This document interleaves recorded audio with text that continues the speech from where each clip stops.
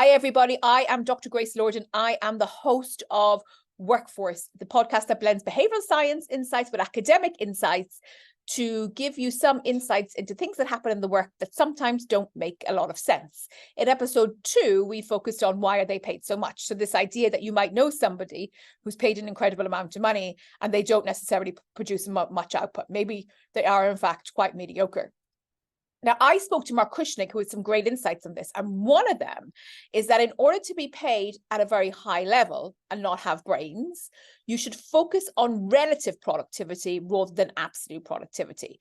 So you want to be scoring one more goal as compared to your peers, or you want to be slightly better than them with respect to output. Let's hear his arguments.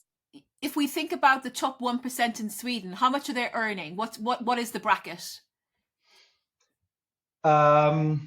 That's now you get me unprepared.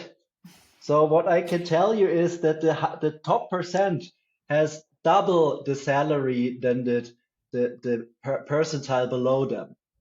Okay, that makes sense. And they earn. I think the highest earning is like 8 million euros per year.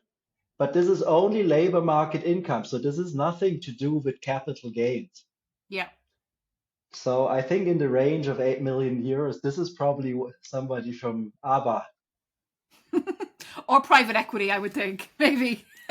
They've had a good year. So your wage data, though, includes bonuses. So I understand it doesn't include capital gains, but it includes any salaried income within the year.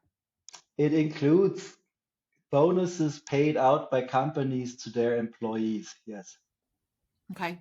So, Mark, this episode is going to be kind of considering why people are paid so much. So if I could ask you just to summarize for me the different things that might be, aside from intelligence, that might drive the wage rate in kind of what in one sentences that we might use, kind of thinking about soft skills and some of the stuff we covered, that would be very, very helpful.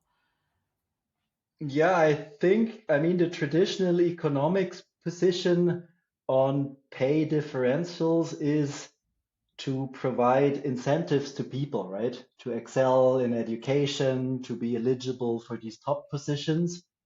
And perhaps more emancipated views from economics that also diffused into sociology is thinking about superstars, right? That often very small relative gains in talent or in quality warrant extremely large advances in wage, right? So that people are paid not based on their absolute productivity, but based on their relative productivity compared to their competitors, right? And if you are just a tiny bit better in doing this specific surgery, for example, then you can demand a much higher salary than your closest rival who offers, I don't know, 1% less survival chance than you do.